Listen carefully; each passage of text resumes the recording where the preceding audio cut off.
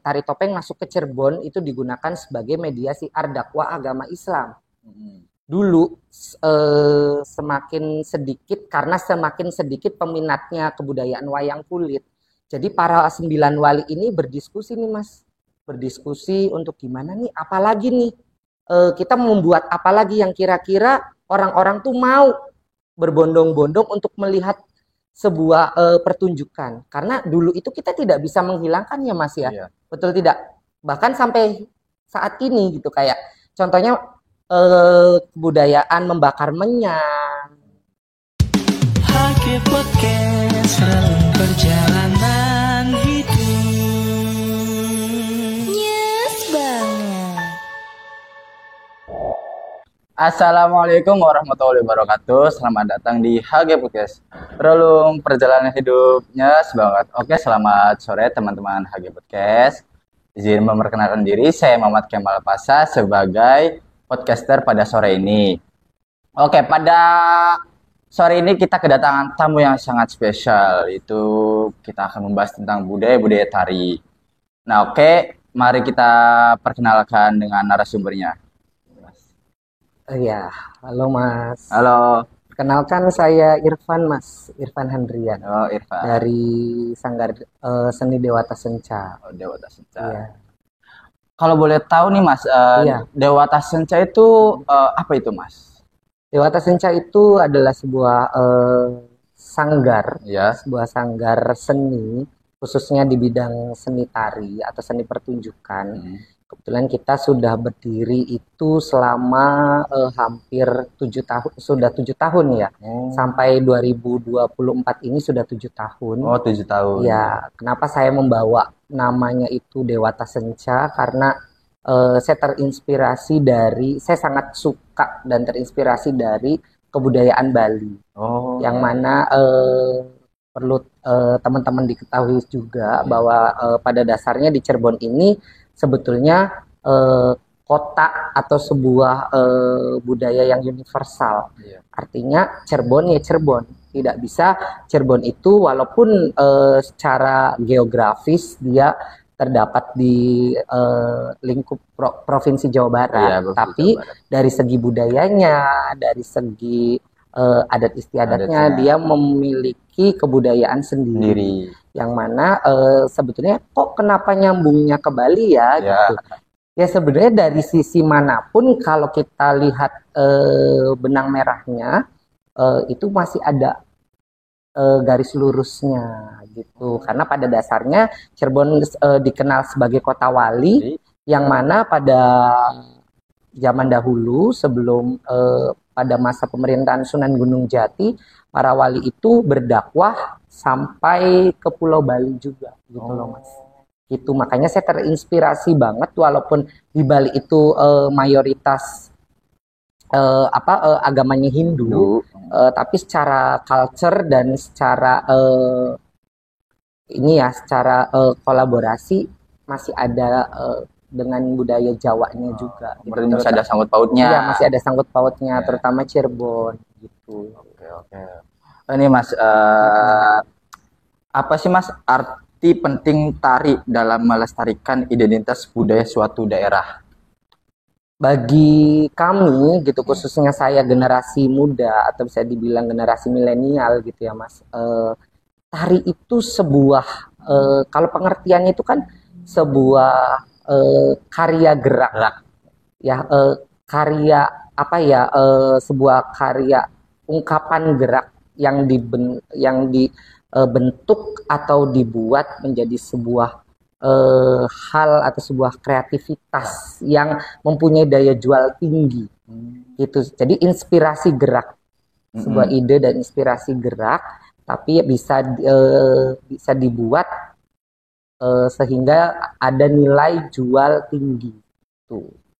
Makanya dari tari aja itu kita bisa tari itu bisa digunakan sebagai mediasi dakwah. Tari itu sebagai penggambaran dari sikap dari pribadi kita Pribadi. sendiri gitu. Jadi bagi saya tari itu ya sebetulnya di dalam kehidupan sehari-hari pun manusia tanpa kita sadari sudah menari, Mas. Sudah menarik karena kita sudah Iya, bergerak. betul. Iya, karena saya ngobrol sama Mas yang gini, secara tidak sadar saya sudah menari. Karena menari itu menggerakkan saraf-saraf motorik tubuh. Gitu, Mas. Jadi kayak saya ngobrol aja kan saya menggerakkan tangan. Iya, menggerakkan. Nah, ini aja. Nah, gerakan seperti ini ada dalam kebudayaan tari di Cirebon itu khususnya tari topeng Panji. Iya. Tari topeng Panji gerakannya begini. Nah, sama halnya kita sedang ngobrol nih, Mas. ngobrol. Nah, orang berjalan pun sebetulnya sedang menari, tapi balik lagi.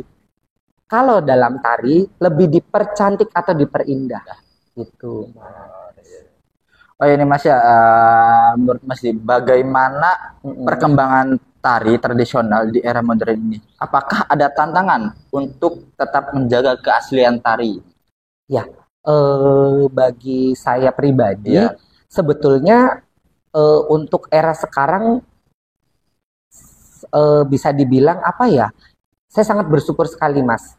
Karena dengan adanya, terutama gini ya, Mas, saya itu salah satu orang yang tidak meninggalkan akar seni budaya tradisi, khususnya seni tari tradisional. Pokoknya yang berkaitan dengan tradisi itu saya suka banget. Karena pada dasarnya akar terkuat itu kita dari tradisi, gitu loh, Mas. Tapi dengan adanya seni kontemporer yang menggabungkan antara kebudayaan modern dengan budaya tradisional, gitu kan. Jadi semakin itu salah satu upaya gitu untuk agar generasi muda atau generasi milenial itu agar mencintai dan mau ikut belajar. Gitu, mau belajar apa sih tentang tari itu gitu. Oh, ternyata tari itu bisa dikolaborasikan ya. Misalnya tari jaipong dikolaborasikan dengan hip hop, tapi tidak menghilangkan culture atau garis-garis tradisionalnya itu sendiri. Gitu. Walaupun kita ada pak-paknya. Tari tradisional seperti apa, tari modern pun kita ada garis lurusnya. Begitu, Mas. Berarti tari juga mempunyai ciri khas khusus ya Mas, walaupun digabung dengan hip hop atau dance seperti itu. Iya, betul Mas, betul. Oh ya Mas, by the way Mas, kalau Mas nih, itu suka dengan seni tari itu sejak kapan Mas? Waduh, bisa dibilang kebetulan karena salah satu keluarga, bukan salah satu ya, karena semua keluarga besar saya itu adalah seorang seniman. Jadi dari kakek saya, nenek saya, sampai orang tua saya tuh menggeluti seni gitu. Ya mungkin dari darah seninya tuh sudah mengalir sejak kecil. Tapi saya mulai mempelajari seni tari itu sudah tertarik, mulai belajar nari itu kelas 1 SD, Mas. Kelas 1 SD? Iya, kelas 1 SD. Dan itu tanpa paksaan. Berarti dengan inisiatif sendiri gitu? Iya, dengan inisiatif sendiri. Gitu. Berarti dari kelas 1 SD itu berarti kita apa sih Masnya itu belajar dengan orang tuanya apa kita belajar dari luar-luar biasanya Mas? Nah, ini kalau saya boleh sedikit cerita nih Mas. Iya, nggak apa-apa. Sebenarnya cerita perjalanan hidup saya itu cukup jadi inspirasi Mas. Karena dulu tuh sebetulnya gini, dulu saya tuh tinggal dengan nenek di sini karena basicnya orang tua saya itu kan kerja di Jakarta. Di Jakarta. Sebetulnya orang tua saya tuh tidak yang overprotective bahwa anaknya harus menjadi ini, menjadi itu, tidak. Tapi namanya nenek mungkin otomatis ingin yang terbaik untuk cucunya. Jadi dulu sempat saya di kelas 3 itu dilarang untuk menari, Mas. Sampai kelas 1 SMP itu ada sedikit cerita yang sebetulnya sih tidak patut ditiru ya, Mas ya. Tapi bagi saya pribadi bisa dijadikan inspirasi. Karena ada pesan dan kesan yang tercantum di situ gitu loh, Mas. Saya tuh dulu sempat bolos 20 hari, Mas. Tapi bolosnya itu bukan untuk ke hal-hal yang negatif. Gitu. Kebanyakan anak-anak umur segitu atau anak-anak pada zaman itu kan ya bolos untuk nongkrong-nongkrong, iya kan, atau misalnya ikut tawuran dan lain-lain. Saya tuh tidak, Mas. Bolos itu malah ke keraton. Keraton kesepuhan. Kesepuhan, ke keraton. Itu karena saya ingin belajar menari, Mas. Di rumah itu saya dilarang-larang sampai saya tuh pengen apa ya? saya cuma ingin menari. Dan pada saat kelas 7, itu akhirnya kedua orang tua saya dipanggil oleh sekolah. Iya. Dan akhirnya saya dikasih ultimatum dengan orang tua saya. Oke, kalau kamu emang mau bergelut di bidang tari, mami saya bilang, mami lihat dulu 1 semester ke depan. Kalau kamu prestasinya semakin meningkat dan secara akademisnya meningkat, kamu lanjut. Tapi kalau kamu tidak meningkat, kamu stop. Nah, saya dengan anak umur kelas 1 SMP itu saya sudah berpikir saya harus bisa menunjukkan kepada orang tua saya. Itu saya harus bisa. Gitu loh, Mas. Itu sampai Mas dulu tuh ada salah satu guru besar saya gitu, dulu belum jadi guru nih Mas. Saking saya pengen belajar nari, saya ngumpetin kostum karena saya dulu belum punya kostum. Ngumpetin kostum tuh di kolong tempat tidur. Iya, saya ingat betul saya ngumpetin kostum. Lalu kostum itu saya dibuang oleh nenek saya. Dibuang. Ya istilahnya ya mungkin bahasa kasarnya kamu laki-laki nggak boleh nari gitu. Tahu sendiri lah gimana ya Mas ya. Itu karena seni tari itu mungkin untuk orang-orang zaman dulu kan apalagi laki-laki sangat tabu gitu. Tapi beliau sendiri belum mengerti. Pada dasarnya justru kalau kita mengenal sejarah zaman dahulu itu sebetulnya seorang wanita itu sangat tabu ketika memperlihatkan lekak-lukuk tubuhnya gitu. Makanya beberapa daerah banyak yang menciptakan sebuah tarian-tarian cross gender, Mas. Itu banyak, tapi bukan berarti itu dijadikan untuk kehidupan sehari-hari, tidak. Itu hanya untuk kebutuhan panggung saja. Karena pada dasarnya zaman dahulu wanita itu dididik untuk ya lebih kalem gitu, lebih ke apa ya mengurus rumah tangga gitu. Nah, makanya banyak sekali kebudayaan baik dari Pulau Jawa atau luar Pulau Jawa itu yang menjunjung tinggi seni cross gender, Mas. Gitu. Tapi di situ mempunyai arti dan filosofi sangat mendalam. Begitu, Mas. Tuh guys, bayangin bolos sekolah untuk belajar menari. Apakah sangat keren sekali. Sebenarnya tidak patut dicontoh ya Mas. Zaman dulu sayanya saking dableknya mungkin. Tapi dengan inisiatif sendiri itu kan apa tuh namanya munculkan hasil dari untuk sekarang Mas. Iya, alhamdulillah Mas. Ya makanya saya tuh sampai detik ini saya selalu tidak melupakan orang-orang yang berjasa dalam hidup saya, terutama guru-guru sekolah, guru-guru besar saya gitu. Makanya saya selalu menanamkan pada diri saya dan pada anak murid saya, coba kalian selalu tanamkan rasa untuk selalu hormat kepada guru-guru kalian gitu. Karena selain orang tua kan mendidiknya hanya di lingkungan rumah ya Mas, di lingkungan sehari-hari. Tapi ketika kita bisa lihat ya Mas, kita dari bangun tidur dari pukul 5 pagi, selesai sholat dan sebagainya, itu jam 6 kita sudah harus OTW ke sekolah. Yang notabene of course dari kelas 1 sampai kelas 12 SMA itu dari jam 7 sampai jam 4 sore kita menghabiskan waktu di sekolah. Yang mengetahui gerak-gerik kita tentang sifat dan watak kita itu adalah guru. Itu. Jadi saya menganggap guru-guru di sekolah ataupun di luar sekolah kayak di sanggar atau di mana itu adalah orang tua kedua bagi saya. Saya selalu menanamkan seperti itu gitu. Oh ini Mas, tadi kan tarian tradisional kan bisa berkolaborasi dengan seperti dance atau hip hop yang lainnya. Nah itu gimana sih Mas biar tidak menghilangkan ciri khasnya tari tradisional tersebut? Iya, ya itu tadi Mas yang seperti saya bilang, kita boleh mengkolaborasikan antara tradisional dengan modern. Iya. Tapi tidak menghilangkan garis-garis pakem yang ada di tari tradisional itu sendiri, Mas. Gitu. Contohnya misalnya di Cirebon itu kan sangat kental sekali dan pakem budaya tradisinya ya, Pas Iya. ya. Jadi di sini harus di garis lurusin nih, harus saya klarifikasi, banyak sekali seniman-seniman muda atau para koreografer muda yang salah persepsi, Mas. Terkadang membuat karya itu asal buat saja gitu. Contohnya kayak misalnya Cirebon ini terkenal dengan tari topeng. Sebetulnya topeng itu sendiri boleh dikreasikan, boleh. Hanya saja kita harus menghilangkan garis topeng yang sudah ada. Itu boleh. Contoh saya membuat sebuah karya, sebuah tarian topeng kontemporer. Misalnya dengan judul apa gitu, dengan judul kontemporer, itu kan sebuah tarian atau karya baru ya. Iya. Tapi saya menggunakan wanda. Wanda itu adalah salah satu jenis topeng Cirebon.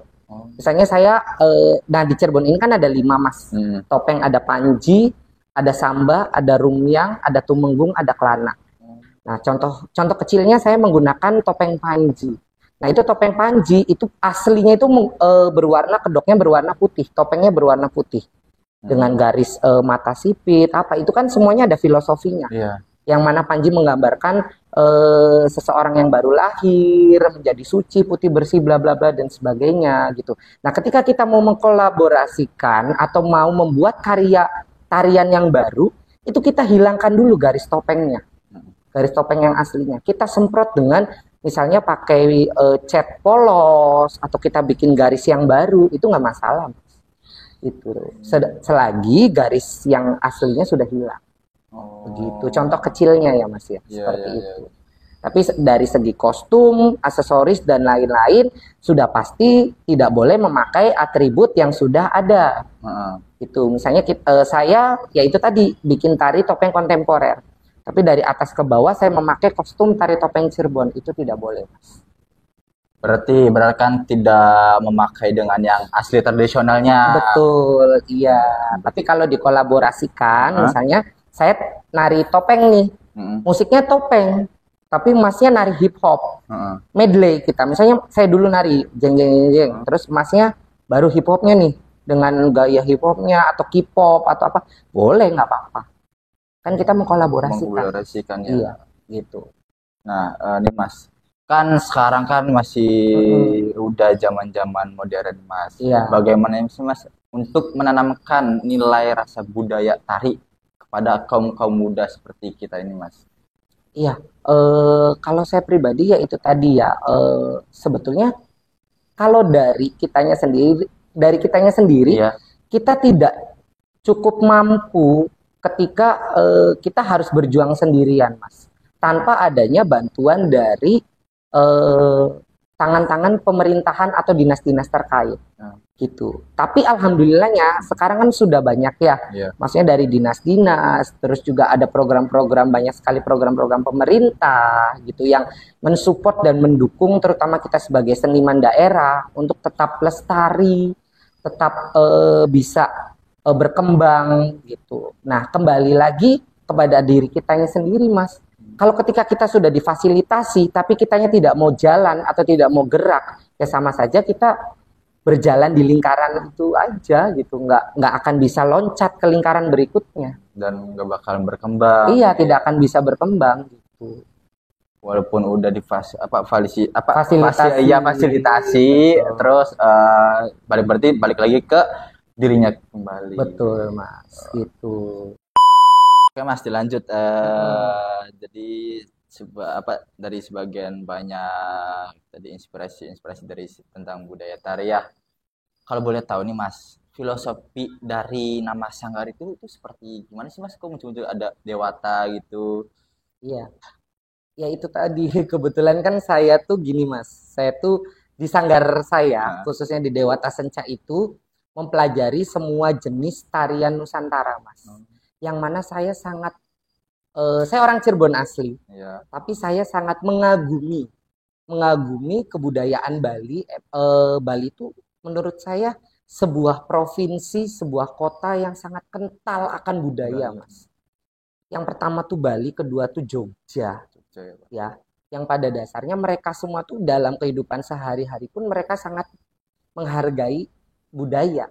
Sampai kepada leluhurnya atau pada Tuhan aja. Jadi mereka tuh sudah ditanamkan di diri mereka bahwa menari itu sebuah ibadah. Gitu. Banyak sekali seniman-seniman tari atau koreografer-koreografer besar Indonesia itu terlahir dari Jogja, seperti contohnya Mas Didi Nintowo, ya itu maestro besar tari Indonesia.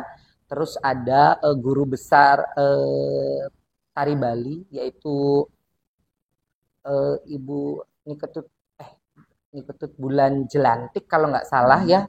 Mohon maaf kalau saya salah dalam nama karena saya udah lama sekali. Dulu saya sempat ikut workshopnya beliau. Itu salah satu maestro seniman tari Bali yang handal, itu keren banget.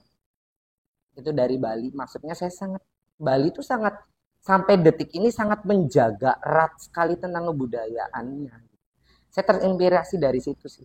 Kenapa bisa dibilang Dewata Senja atau Senja? Itu artinya senja dari Pulau Dewata. Gitu. Tapi pada dasarnya di dalam itu banyak sekali jenis-jenis tarian seperti ada ya khususnya tarian Cirebon, itu tarian Jawa Barat. Artinya kita bisa berkolaborasi atau bisa menyatukan dari Bali dengan Cirebon, Bali dengan Jawa Barat khususnya Bandung, Bali dengan Jawa Tengahnya gitu atau Jawa Timurannya. Gitu. Jadi banyak sekali sebenarnya culture-culture Indonesia yang bisa dijadikan satu. Itu Mas. Berarti di Sanggar itu tuh nggak cuman ada tari kecak dari Bali dan dari Jaipong. Berarti banyak dari... Banyak Mas. Kalau kita kan sistemnya semester tuh Mas. Oh semester. Iya, jadi setiap 6 bulan sekali itu kita ada uji kompetensi, kenaikan tingkat. Nah nanti dari per satu semester itu kita ganti tarian gitu. Bagus ya, berarti terstruktur banget ya. Iya betul Mas, karena kalau kita tidak terstruktur nanti anak-anak yang mau belajar tuh tidak menjadi sebuah generasi yang berkualitas. Jadi mereka hanya ingin, saya pengen tari Minang, saya pengen tari Bali, harus ada step by stepnya Mas. Karena dalam satu daerah pun, contohnya Cirebon, Cirebon itu orang banyak mengetahui hanya Cirebon terkenalnya apa? Tari topeng satu. Tapi dari tari topeng itu banyak sekali. Topeng itu ada versinya sampai ke daerah Subang, Mas. Jauh banget ya. Banyak, bukan hanya Cirebon saja. Di Cirebonnya saja itu ada 5 jenis tari topeng. Itu ada versi Selangit, versi Indramayu, versi Losari, versi Palimanan, versi Gegesik. Belum yang lain-lainnya, ada versi Kreo di Indramayunya sendiri tuh. Terus ada versi Lelea, ada versi Subang, Randegan, versi Priangannya pun ada. Gitu. Berarti di setiap daerah pun punya tarian khusus masing-masing Mas ya kayak. Iya, karena pada zaman dahulu kan jadi sedikit mengenal sejarah tari topeng. Tari topeng itu kan digunakan pada abad awalnya munculnya tari topeng itu pada abad 10 sampai 11 Masehi, Mas. Pada masa pemerintahan Raja Jenggala dari Jawa Timur. Begitu, yang mana tari topeng masuk ke Cirebon itu digunakan sebagai media siar dakwah agama Islam. Dulu semakin sedikit peminatnya kebudayaan wayang kulit. Jadi para 9 wali ini berdiskusi nih Mas. Berdiskusi untuk gimana nih, apalagi nih kita membuat apalagi yang kira-kira orang-orang tuh mau berbondong-bondong untuk melihat sebuah pertunjukan. Karena dulu itu kita tidak bisa menghilangkannya Mas ya. Iya. Betul tidak? Bahkan sampai saat ini gitu kayak contohnya kebudayaan membakar menyan, keris-keris barang-barang antik gitu. Kan para Wali Songo terutama Sunan Kalijaga itu kan beliaulah yang sangat antusias gitu, sangat betul-betul menjaga. Artinya warisan nenek moyang tidak perlu dihilangkan, tapi gimana kita memanfaatkan benda-benda tersebut dengan arti-arti dari agama Islam itu sendiri. Seperti contohnya menyan. Kita membakar menyan itu bukan berarti kita musyrik atau syirik, Mas. Betul nggak? Contohnya sekarang deh, Masnya beli aromaterapi. Sama halnya kita membeli menyan, Mas. Dulu kan belum ada tuh bahasanya aromaterapi. Iya, belum. Sekarang aja dikemas dengan secara modern. Ya, Bakar aromaterapi, asapnya kan bau wangi kemana-mana gitu kan. Terus membakar apa? Kalau zaman dulu tuh ada namanya ngukup topeng tuh, Mas. Jadi topeng itu tuh di apa di asapin oleh menyan. Oh, berarti di atasnya. Diginiin gitu loh, Mas. Itu kan sebetulnya untuk menjaga supaya kayu itu tetap berkualitas. Itu bukan berarti kita harus menyembah topengnya hidup atau gimana kan enggak gitu. Gitu. Berarti dari sebuah menyan juga ibaratkan bisa untuk menjaga kelestarian dari alat-alat seperti topeng atau apa gitu, Mas ya? Iya, betul, Mas, gitu. Jadi medianya dulu digunakan oleh para wali songo itu sebagai media siar dakwah agama Islam. Contohnya, misalnya saya mau lihat tari topeng, itu tidak bayar dengan uang, Mas. Tidak membayar dengan koin, tapi dengan 2 kalimat syahadat. Yang mana nanti orang itu secara tidak langsung masuk Islam. Tapi dengan kerendahan hati dan kesadaran hati mereka sendiri. Jadi para wali itu hanya memfasilitasi, ayo mau nonton tidak. Gitu. Saya setidaknya mempelajari sejarah ya, Mas. Iya. Saya mempelajari sejarah walaupun saya belum lahir pada era tersebut. Gitu. Karena saya sangat senang sekali kalau berbicara tentang sejarah. Sejarah budaya tari. Suka banget, Mas. Makanya saya tuh salah satu orang yang aneh sebetulnya. Dengan banyaknya generasi muda yang sekarang mengagumi banyak sekali. Idola saya siapa? Misalnya Kim Jong Un atau siapa gitu. Bener nggak sih, Mas? Iya nggak? Iya kan? Iya, generasi milenial sekarang kan seperti itu. Idola saya siapa? K-pop ke Korean. Saya tuh saya sendiri nggak ngerti. Artis Korea tuh siapa gitu loh, Mas. Siapa gitu, saya nggak ngerti. Justru saya kalau boleh ditanya idolamu siapa? Idola saya budaya Indonesia, idola saya tari kecak. Makanya ketika saya studi banding atau jalan-jalan nih, Mas, di daerah misalnya atau di kota-kota tertentu yang belum saya singgahi, itu saya selalu mencari pusat kebudayaan dari daerah tersebut.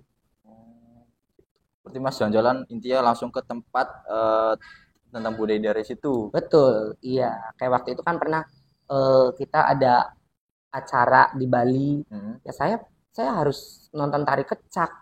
Saya harus mempelajari tari Bali seenggaknya kita pulang dari Bali itu kita dapat ilmu yang kita dapatkan gitu loh.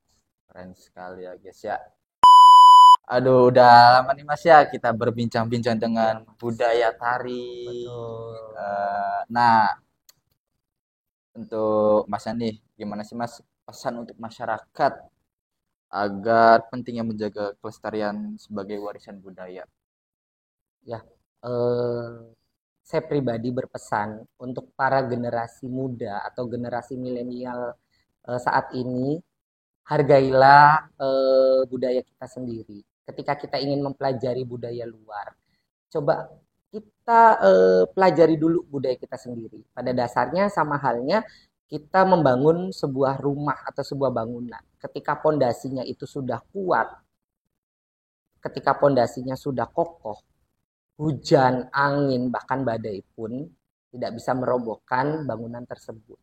Gitu. Jadi pesan dari saya dan dari kami dari HG Podcast dan juga mungkin Sanggar Seni Dewata Senca khususnya dan para teman-teman seniman, ayo untuk generasi muda kita pelajari budaya kita kembangkan dengan banyak sekali seni-seni kontemporer, bisa digabung-gabungkan dengan seni modern juga gitu, agar tidak punah di telan zaman. Atau nanti ketika kebudayaan kita diambil oleh negara lain atau orang lain, kita baru berdemonstrasi, kita baru berprotes.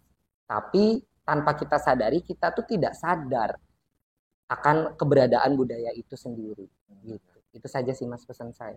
Oke, baik. Terima kasih Mas. Oh ya, sebelum Iya. penutup kita tuh punya slogan. Oke. Jadi slogannya tuh kita dari saya dulu lah sebagai contoh ya. Iya, Dari gimana HG Mas? Podcast, relung perjalanan hidupnya banget. Oke. Ya Mas, kita lakuin bareng-bareng ya. Oke. HG Podcast, relung perjalanan hidupnya banget. Baik, terima kasih. Akhiri wassalam. Wassalamualaikum warahmatullahi wabarakatuh.